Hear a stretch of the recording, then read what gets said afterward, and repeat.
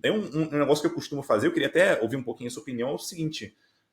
Eu gosto de deixar claro logo no começo, especialmente quando a gente fala ali de mais da parte de arquitetura, costuma ser um pouquinho mais, vamos dizer assim, ter mais espaço para a pessoa devagar, que a ideia não é necessariamente chegar no final do exercício, mas é a gente conduzindo, a gente leva até onde der, e se tiver algum ponto que a gente acha que vale a pena entrar um pouco mais, a gente entra um pouco mais, a gente talvez não avance tanto no exercício, e tá tudo bem. Eu acho que a ideia, sabe, não é finalizar ali, não é que a pessoa vai ser penalizada por conta disso.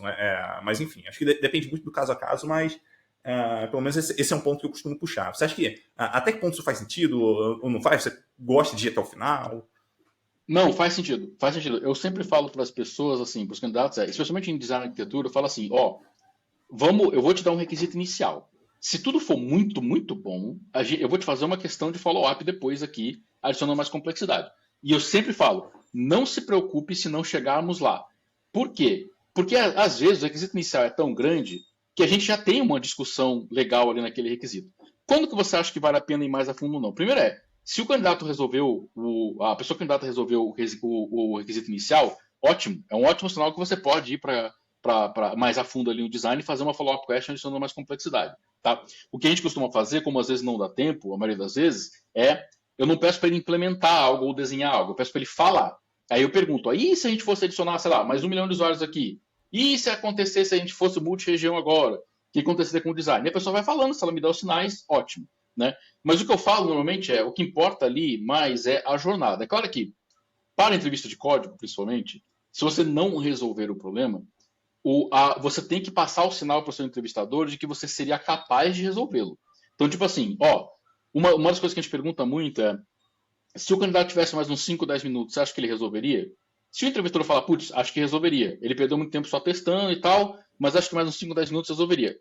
Ótimo, isso já conta a favor do candidato. É claro que não é tão bom quanto o candidato realmente ter uma solução funcional ali no final da entrevista, né? Até porque seria um desserviço com pessoas que conseguem chegar lá, né? Mas o que importa muito é a jornada.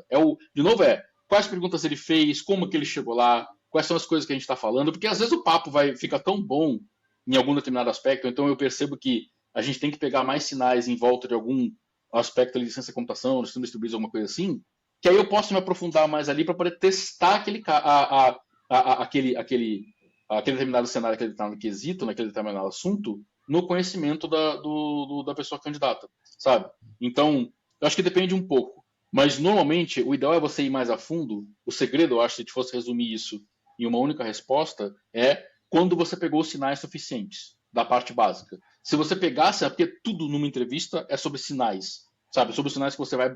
Os sinais e a qualidade deles. Se você já pegou sinais e já pegou sinais de qualidade, aprofunda mais em alguma coisa que você queira pegar. Porque às vezes você tem candidatos que eles são melhores em uma coisa e piores em outra. Tá? Às vezes acontece isso. E fica muito claro uma distinção, às vezes, durante a entrevista. Então, ao invés de você pegar sinais e se aprofundar no que ele já mostrou que ele é bom, você vai se aprofunda no que normalmente ele não é tão bom. Porque você consegue ir medindo até onde vai o conhecimento dele. E não significa que a pessoa tem que saber a resposta para todas as perguntas que a gente faz. Só significa que eu quero ver até onde o conhecimento dele vai. Entendeu? Daquela pessoa. Por quê? Eu quero medir até onde vai. Normalmente, essa também é um dos critérios que você pode utilizar para ajudar no aferimento da senioridade da pessoa candidata. Por quê? Quando você está medindo isso, fala, pô, peraí, ela falou que conhecia a fila, mas ela nunca usou uma fila para valer. Então esse conhecimento vai até um certo ponto, que o conhecimento acadêmico está aqui, mas o conhecimento acadêmico mais experiência não está. Então vamos tentar ir mais a fundo, ver se a pessoa sabe realmente a teoria disso, para ver o que ela faz. Então, existe uma das entrevistas que a gente faz aqui na Uber, a gente chama de algoritmos de estudo de dados, né? Nessa fase da entrevista, nessa etapa, eu testo muito o conhecimento específico da estrutura de dados que o candidato usou. Então, se ele usou, vou usar um hashmap, eu pergunto, e aí, como é que o hashmap funciona? O que é uma colisão? Como é que resolve colisão? Sabe? Tipo, qual é a complexidade de tempo das principais operações dentro de um hashmap? Para quê? Para poder testar se realmente ele sabe o que ele está fazendo. Uma das formas de você medir se o candidato está programando com frequência ou não é se esse conhecimento está na cabeça dele ou não, da pessoa ou não, ali na hora que a gente faz. Né? Então, eu acho que é um pouco subjetivo quando dizer, mas se eu fosse responder isso numa frase só, seria dependendo dos sinais que você pegou e da qualidade deles. Tipo, se você está com poucos sinais, aprofunda. Se você já está com bons sinais, aí você pode, tipo, ser um pouco mais amplo no que você está buscando ali. Mas se tem alguma coisa que você, eu tô com uma dúvida aqui ainda sobre isso aqui, vai lá e aprofunda para você poder pegar mais, entendeu?